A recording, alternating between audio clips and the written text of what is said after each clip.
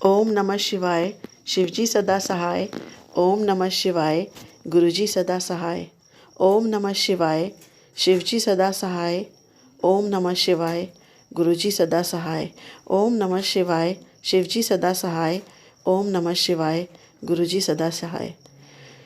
जय गुरुजी, जय गुरुजी, जय गुरुजी संगत जी। मैं प्रीति जबलपुर से। गुरुजी कृपा सत्संग नाम से ये चैनल गुरुजी के ही आदेश से बनाया है। बहुत समय से मुझे अंदर से एक फीलिंग आ रही थी और मुझे ऐसा लगा कि शायद ये गुरुजी की आज्ञा है कि मैं सत्संग शेयर करने का माध्यम बनाऊं, और इसलिए मैंने ये चैनल बनाया। ये गुरुजी का ही चैनल है और इस चैनल पर मैं अपने संगत जी के, अपने खुद के भी साथ जो सत्संग होते हैं वो सारे शेयर करूँगी समय समय पर।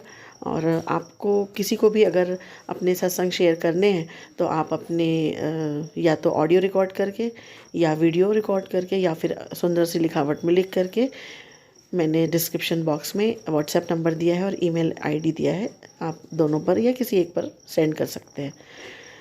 तो मैं गुरुजी के आदेश से शेयर कर दूंगी। और सबसे पहला जो सत्संग है मैं अपना खुद का ही शेयर कर रही हूँ। तो शुरू करते हैं सत्संग को। जय गुरुजी। ओम नमः शिवाय। शिवजी सदा सहाय। ओम नमः शिवाय। गुरुजी सदा सहाय। ओम नमः शिवाय। शिवजी सदा सहाय। ओम नमः शिवाय। गुरुजी सदा सहाय। ओम नमः शिवाय। शिवजी सदा सहाय। ओम नमः शिवाय। गुरुजी सदा सहाय। जय गुरुजी संगत जी।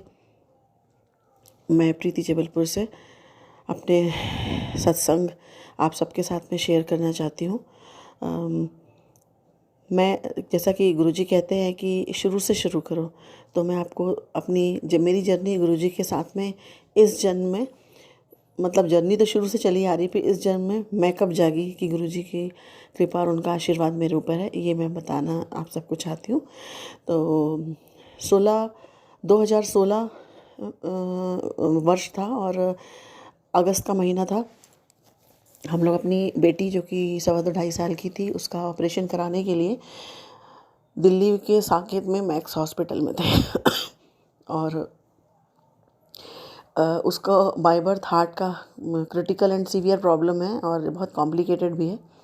तो हमने बहुत जगह दिखाया था, दिल्ली में भी बहुत जगह दिखाया और काफ़ी जगह दिखाया, यूके वगैरह में भी रिपोर्ट भेजी थी और बहुत जगह, लेकिन सब जगह मतलब सबने ये बोल के कि लोग अवॉइड कर रहे थे, मतलब ऑपरेशन हाथ में लेना। और फिर फाइनली यहाँ पर हुआ। तो जब यहाँ मेरे हस्बैंड यानी मेरे अंकल जी उस वक्त मैक्स लाइफ इंश्योरेंस में काम करते थे, तो हम भटिंडा ब्रांच में, मतलब मेरे अंकल जी पोस्टेड थे, लेकिन हम भटिंडा से दिल्ली आए थे ऑपरेशन कराने के लिए। तो उस वक्त दिल्ली से गुड़गांव मतलब लगा हुआ ही है। तो गुड़गांव में की ब्रांच में एक मल्होत्रा अंकल जी थे, मैं उनका नाम भूल रही हूँ। उन्होंने, ऐसी कोई 8-10 अगस्त की बात रही होगी, उन्होंने 2 स्वरूप, एक पॉकेट स्वरूप और एक लॉकेट स्वरूप ला करके मेरे अंकल जी को दिया और उनको कहा कि स्वयं शिव हैं, बहुत शक्तिशाली हैं, गुरुजी हैं और इनसे आप मतलब अरदास लगाइए, आपकी बेटी एकदम अच्छी हो जाएगी। तो उस वक्त हम लोग बहुत परेशान थे और मेरे अंकल जी ने वो दोनों स्वरूप मुझे दे दिए कि अपने पास में रख लो, क्योंकि जैसे हम लेडीज़ पर्स एक हाथ में, मतलब एक हैंड बैग रखते ही हैं, मैं हमेशा रखती हूँ, उसमें मेरे वॉलेट और मोबाइल के अलावा कुछ छोटी मोटी जो चीज़ें होती हैं ना वो उपयोग की, वो रहती हैं। तो मैंने उसको अपने पर्स के अंदर में जो छोटा पॉकेट होता है उसमें रख लिया। वो उसके बाद ऑपरेशन हो गया। अच्छा, ऑपरेशन हुआ तो हम लोगों के लिए भी बहुत आश्चर्य की बात ये रही कि जब मेरी बेटी का ऑपरेशन हुआ, उसको जब एडमिट कर रहे थे उस वक्त सभी ने यही कहा था, और अलग अलग हॉस्पिटल्स के डॉक्टर्स की भी यही राय थी कि इसका तो हॉस्पिटलाइजेशन 14-15 दिन या 18 दिन का होगा, तो आप लोग उस तैयारी से आइए और इतना समय लगेगा, ज़्यादा भी हो सकता है पर कम में नहीं होगा, क्योंकि इसका मतलब पूरा रिकवरी सब कुछ होने में समय काफ़ी लगेगा। तो हम लोग उसी माइंडसेट से आए थे। अब क्या हुआ, इसका ऑपरेशन हुआ। जैसे सारे बच्चे आईसीयू में थे वैसे ये भी थी, और 4 दिन वो आईसीयू में रही और सबसे फास्ट रिकवरी इसकी हुई। और उस वक्त मैं गुरुजी के रूप में बजरंगबली की अनन्य भक्ति कर रही थी, इतनी कि उठते बैठते बस बजरंगबली का, मतलब सुंदरकांड सुंदरकांड सुंदरकांड, खड़े खड़े सुंदरकांड कर डाले। मतलब मैंने एक दिन में 7-7 8-8 और पता नहीं कितने सुंदरकांड कर डाले, मुझे भी नहीं मालूम। और बस इवन जब मेरी बेटी का ऑपरेशन था तो सुबह सुबह करते हैं ऑपरेशन मॉर्निंग आवर्स में, तो हमको एक दिन पहले बता दिया था। तो हम लोग मैं तो अपनी बेटी के पास में ही मतलब रहती थी, लेकिन फिर हम लोग उस दिन रुक गए रात में कि भाई बेटी का सुबह ऑपरेशन है, तो कुछ भी ज़रूरत पड़ सकती है एकदम हम मॉर्निंग आवर्स में कैसे पहुंच सकते हैं, क्योंकि मेरी फ्रेंड जिसके हम लोग रुके थे उसकी वो द्वारका में घर था, और ये साकेत तो टाइम लगता है पहुंचने में, 2 घंटे लगभग लगते हैं। उस वक्त लगते थे, अब तो शायद रूट बदल गया है तो शायद अब कम टाइम लगता है।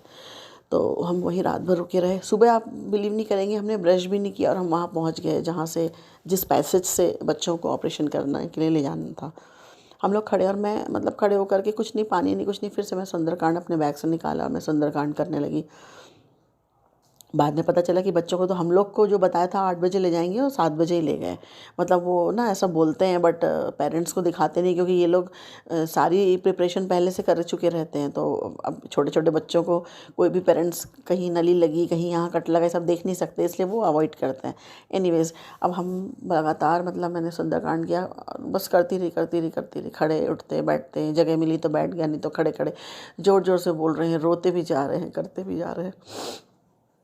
और आप बिलीव नहीं करेंगे, 4 दिन में हर डॉक्टर ने और हर केयर टेकर जो वहाँ पर थे, किसी भी मतलब स्टाफ के रूप में थे, तो हर किसी ने हम लोग से यही कहा कि सबसे फास्ट और सबसे अच्छी रिकवरी इसी की हो रही है। हम लोग बहुत आश्चर्य में भी थे और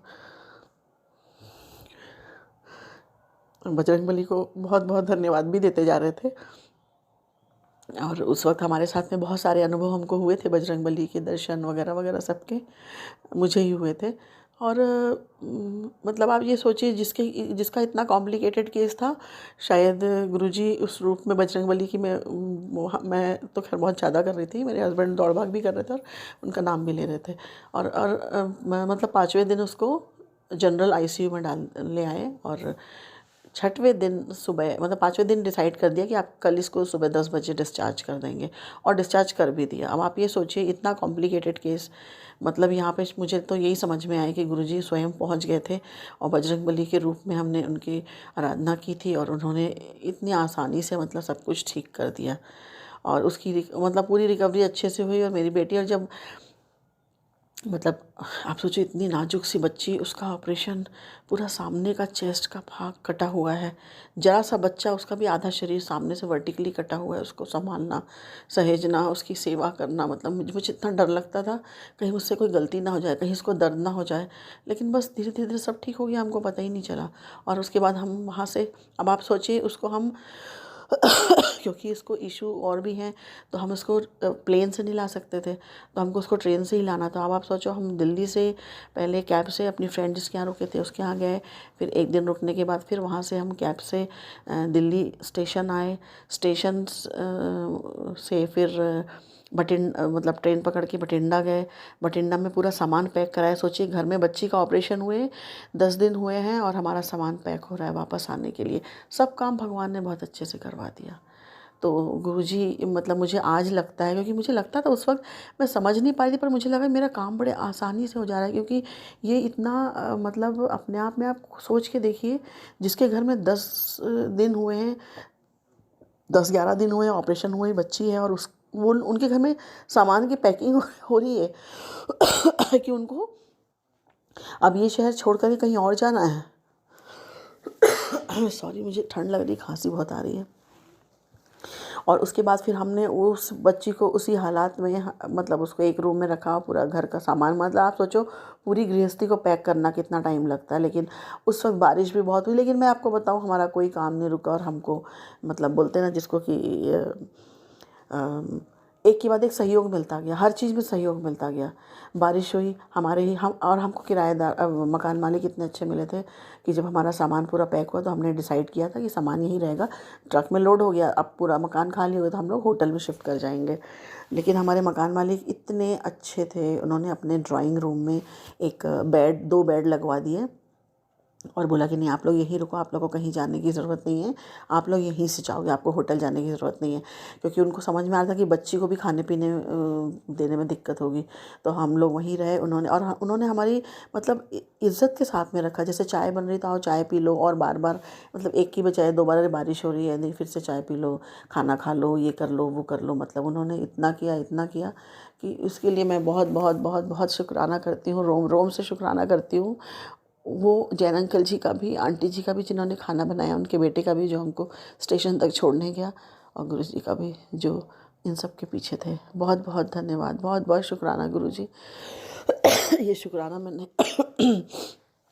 बहुतों से की थी, पर इस सत्संग में भी करना बहुत ज़रूरी था। तो ये शुक्राना, बहुत बहुत शुक्राना।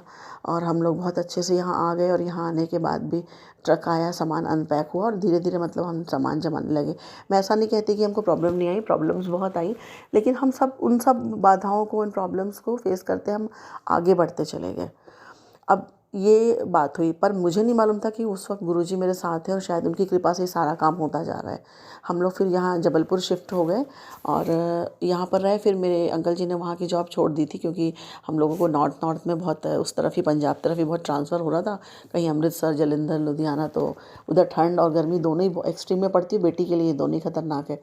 तो हम लोगों ने, और मेरे अंकल जी भी कई समय से मुझसे ये कह रहे थे कि मैं एक्चुअली बिज़नेस करना चाहता हूँ, और मैं जॉब, अब मेरा मन भर गया है। तो मैंने कहा ठीक है। तो उन्होंने जॉब छोड़ी, पर यहाँ पे थोड़ा सा एक सपोर्ट चाहिए करके उन्होंने एक कंपनी में जॉब ज्वाइन कर ली थी। कुछ समय वहाँ किया, फिर ऐसे अपना बिज़नेस साथ में साइड बाय साइड सेट किया, और अपना काम करने लगे। फिर उसके बाद करते करते पर मैंने ये देखा कि कुछ, जैसे हम लोग इस घर में शिफ्ट हुए, कुछ समय बाद, कुछ समय तो सब ठीक चला, 1 आध साल तो ठीक चला, 1 डेढ़ साल। उसके बाद मैंने देखा कि इस घर में हम जब से हम लोग आए हैं, तब से मतलब कहीं हम मतलब मेरे और अंकल जी के बीच में थोड़ी लड़ाइयाँ झगड़ा होने लगा। किसी भी बात पे हो जाना, कुछ भी हो जाना, मतलब व्यवहार एकदम से बदला दिखने लगा। जैसे लगता है कोई, किसी ने कोई चाबी लगा करके, कुछ फिट करके कोई सॉफ्टवेयर बदल दिया टाइप से। और ऐसे करके ना धीरे धीरे कंडीशन वर्स्ट होती चली गई। और इस बीच मैंने अपना कोचिंग भी शुरू की, वो भी अच्छी चली। फिर बाद में मेरी मदर इन लॉ की तबीयत ख़राब हुई, पैरालाइज़ हुई। उनको मैं अपने घर लेके आई। मेरी बेटी का मेरे पास ऊपर में पहले से ही रिस्पॉन्सिबिलिटी थी, उसके बावजूद मैं उनको लेकर के आई। मैंने पूरी सेवा की 5 महीने, मतलब इतनी जी तोड़ सेवा की कि मैं ही बीमार पड़ गई। परंतु उसके बाद भी मुझे उसका अच्छा फल तो नहीं मिला। मतलब मुझे कुछ अच्छाइयाँ तो नहीं मिली, बुराइयाँ मिली, खैर। और वो सब कुछ हुआ, फिर वो चली गई। उसके बाद फिर मतलब यहीं पास में ससुराल में घर है, वहाँ लोग खुद ही शिफ्ट कर लिया। और हम लोगों की मैं जहाँ तक बात करूँ, तो हम लोग का कि मतलब फाइनेंशियल कंडीशन भी वर्स्ट होने लगी, और हम जो भी काम करते थे वो काम ख़राब होने लग गया। मैं भी जो काम करती थी वो ख़राब होने लग गया। मैं बोली ऐसा कैसे हो सकता है।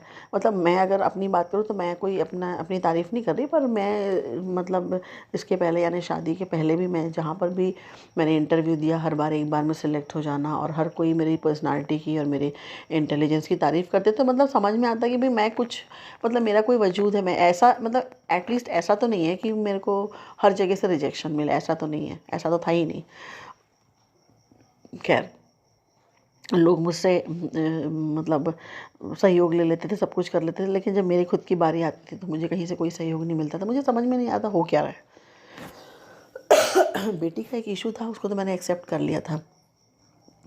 करते करते करते 7 साल बीत गए, 7.5 साल बीत गए। और इस बीच मैंने अपने अपने काम शुरू किया, और मेरा काम शुरू ज़रूर हो गया, लेकिन वही काम बनते बनते फिर रुक जाना, बनते बनते रुक जाना। मैं बोलती थी ऐसा क्या होता है कि काम बनते बनते क्यों, जैसे अब बोलते ना, हाथी निकल गया पूँछ बाकी है, वो पूँछ कभी आगे ही नहीं बढ़ रही है। ऐसा वाला होता था हमेशा मेरे साथ में। 99 पे आके आउट हो जाने वाला जो किस्सा हर बार मेरे साथ होता था। तो मुझे लगता था ऐसा कैसे हो रहा है। और उसके बाद फिर जब हम लोग के बीच में लड़ाई झगड़े होने लगे, तो आप ये सोचिए, ये बात मेरे बेटे को भी समझ में आने लग गई, और कि कुछ ना नॉर्मल नहीं है, मतलब एब नॉर्मल है। और उस बीच मेरी सिस्टर मेरे घर आई थी, तो उसने कहा, मेरे जैसे मैं तुम्हारे घर के अंदर घुसी, तो मुझे अच्छी वाइब्स नहीं आई।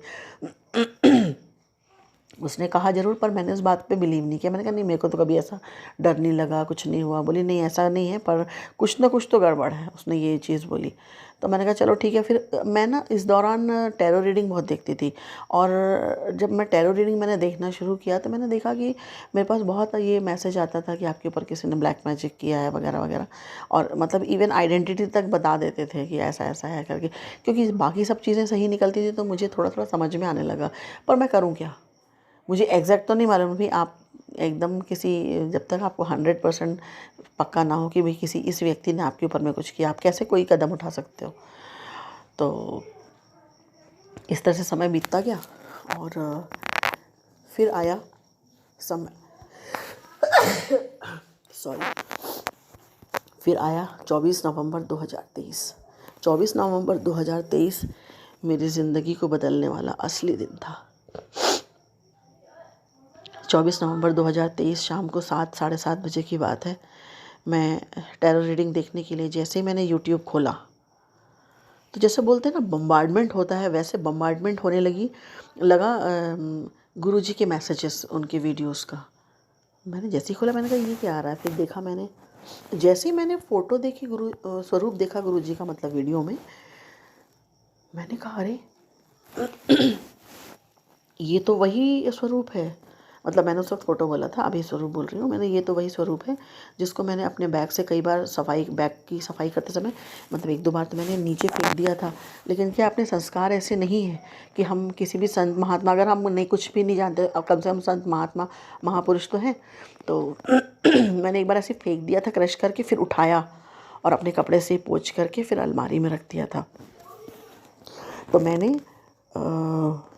मैंने जैसे ही मैं देखी, मतलब बोलते हैं ना इमीडिएट कनेक्शन बन गया मेरा उनके साथ में, जैसे हमारा जन्मों जन्मों का रिश्ता था, और मेरे को एकदम से याद आ गया हो टाइप से। तो जैसे ही मैंने उन गुरुजी को, ये सब विचार इतने फास्ट लाए, ये तो मैं आपको बता रही हूँ, पर ये विचार इतने तेज़ी से आए, और तुरंत मैं मन ही मन माफ़ी मांगने लगी कि मुझे क्षमा कर दीजिए। मतलब मैंने और कुछ नहीं देखा, बस फटाफट उनके मैसेजेस फ्लैश हो रहे थे, फटाफट उनकी नए वीडियोज़, जैसे बोलते हैं ना ऊपर से टपकने लगते हैं वैसे।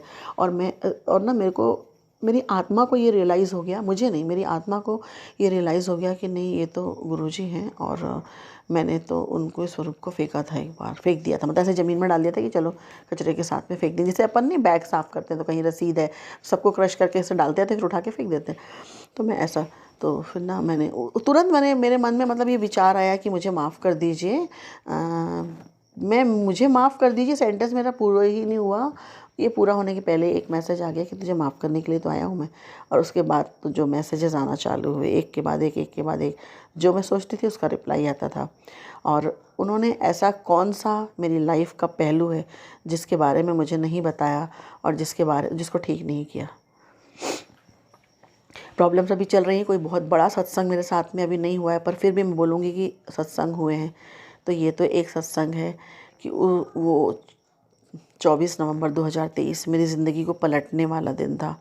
और उस दिन मुझे लगा, मैं उस दिन खूब रोई, इतना रोई, और मेरे आँख से जो आंसू निकलने चालू हुए, मैं इतना रोई, इतना रोई, इतना रोई, इतना रोई, इतना रोई जिसका कोई हिसाब नहीं है। और उसके बाद मैं कई दिन रोती रही, यही याद करके, यही सोच के।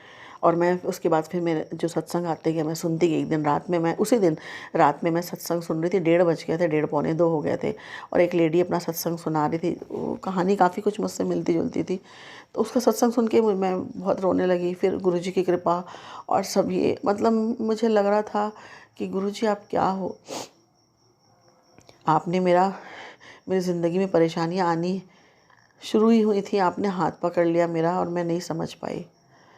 मुझे इतना दुख हुआ, इतना दुख हुआ, इतना दुख हुआ। मैं इतनी अभागी थी कि जब गुरुजी मेरे पास, जब उन्होंने आकर के मेरा हाथ पकड़ा कि बेटा मैं तेरा सब ठीक कर दूंगा, बस तू मुझे मानने लग, मैं नहीं समझी। 7.5 साल उनका स्वरूप मेरे पास रहा, पर मैं ना समझ पाई, ना कभी मैंने उनको उठा के देखा, ना कभी उनसे कनेक्शन बना। हाँ, इस बीच ये ज़रूर हुआ था पिछले लगभग 1.5-2 साल से कि मैं फ़ेसबुक खोलती थी तो बीच बीच में इनके गुरुजी के मैसेज आते थे और उसमें ये लिखा रहता था, कल्याण कीता, तो चिंता मत कर, मैं हूँ, तेरा गुरु तेरे साथ में है, तेरा कोई कुछ नहीं बिगाड़ सकता, तेरे अब अच्छे दिन आने वाले हैं, तेरी खुशियों के दिन आने वाले हैं, जा मौज कर, ऐश कर, खुश रह, ऐसा। तो मैं कभी कभी अनदेखा भी कर देती थी, कभी कभी जय गुरु जी, शुक्राना गुरु जी लिख के देती थी, जैसे मैं बाकी कमेंट्स पढ़ती थी ना, तो वैसे ही मैं शुक्राना गुरु जी, जय गुरु जी लिख देती थी। मतलब एकदम लाइट सा मुझे कुछ लगता था, फिर मैं बात आई गई हो जाती थी। लेकिन 24 तारीख को मैं बहुत रोई, इतना रोई कि मतलब मुझे नहीं मालूम मेरे आंसू कहाँ से आ रहे थे। और वो आंसू ना अलग आंसू थे, वो जो हम रोते हैं तो जो आंसू दुखी होकर रोते हैं वो आंसू नहीं थे। एक आत्मग्लानि के आंसू थे, एक एक इस बात के आंसू थे कि गुरुजी आप तो मेरे पास 7.5 साल पहले आ गए थे, आपने मेरा हाथ पकड़ लिया, आपने अपना हाथ मेरे सर पर रख लिया। मैं इतनी अभागी थी कि मैं आपको समझ ही नहीं पाई। अगर मैं आपका स्वरूप ही रख लेती और उसको ही पूजने लगती तो जो मेरी ज़िंदगी इन 7.5 सालों में तहस नहस हुई है शायद नहीं होती। परेशानियां तो आती लेकिन आप निकाल लेते उसमें से मुझे, या शायद मुझे कोई फ़र्क नहीं पड़ता, जो भी हो। क्योंकि इन 7.5 सालों में मुझे इतना दुख मिला, इतना अपमान मिला, इतना तिरस्कार मिला जिसकी कोई सीमा नहीं है। और मैं इसमें से कुछ भी छुपाना नहीं चाहती। और मैंने जो भी कुछ अपने घर के लिए किया करने की कोशिश की, मैं सबके लिए अच्छा करती थी और मुझे बुरा मिलता था। खैर, गुरुजी ने मुझे उसके बाद मेरे पास गुरुजी के मैसेज आने लगे कि बेटा तू बहुत भाग्यशाली है, तू तो बहुत बड़ी भाग्य वाली है जो मैंने तुझे चुना है हज़ारों की भीड़ में। और ये बात सही है। शुक्राना गुरुजी, अनंतम अनंतम शुक्राना गुरुजी कि आपने मेरा हाथ खुद पकड़ा है। शायद गुरुजी को ये समझ में आ गया था कि मैं बहुत ज़्यादा अभागी हूँ, मेरा भला उनके अलावा कोई नहीं कर सकता, इसीलिए उन्होंने खुद से आके मेरा हाथ पकड़ा। और गुरुजी इसके लिए शुक्राना वर्ड तो कुछ है ही नहीं, मेरा रोम रोम से आपको शुक्राना, हर रोम से शुक्राना, हर सांस से शुक्राना, शुक्राना शुक्राना कि आपने मेरा हाथ पकड़ा और आप मुझे समझते हैं। गुरुजी आपको मैं कितनी भी बार शुक्राना बोलूँ वो बहुत कम है, कितनी भी बार मैं कुछ भी कहूँ शुक्राना के लिए करूँ वो कम है। आप जो भी आदेश देंगे मैं उसका पालन करूँगी। नहीं समझ पाती हूँ एक अलग बात है, अगर मैं नहीं समझ पाती हूँ तो आप मुझे एकदम स्ट्रेट सीधा सेंटेंस बोल के किसी भी तरह से समझा दीजिए। लेकिन एक बार मैं खाना बना रही थी, खाना बनाते, ये दूसरा सत्संग है, खाना बनाते बनाते मेरे दिमाग में आया कि अगर गुरुजी मुझसे गुस्सा हो गए तो, क्योंकि एक बार उनको मैसेज आया, मैं तेरे को कब से बोल रहा हूँ तू सुनती क्यों नहीं है, और ऐसा कुछ आया था। तो मैं एकदम ना डर गई कि कहीं गुरुजी ने मेरे सर के ऊपर से हाथ हटा दिया तो मेरा क्या होगा। और आप विश्वास नहीं करेंगे, उसके बाद खाना वाना बना लिया मैंने, उसके बाद फिर दोपहर को मैं तो दिन भर यूट्यूब देखती हूँ और हर पल गुरुजी के मैसेज देखती हूँ और ये जानना चाहती हूँ कि अब गुरुजी मुझसे क्या कह रहे हैं। तो उसमें मैसेज आया, तो चिंता नहीं कर, मैं तेरा हाथ कभी नहीं छोड़ूंगा। और ये मैसेज एक नहीं कई बार आया। ये दूसरा सत्संग है, इसके लिए भी बहुत बहुत शुक्राना, अनंतम अनंतम शुक्राना गुरुजी। हर पल शुक्राना, हर वेले शुक्राना, हर सांस से शुक्राना, हर रोम से शुक्राना, शुक्राना शुक्राना शुक्राना गुरुजी।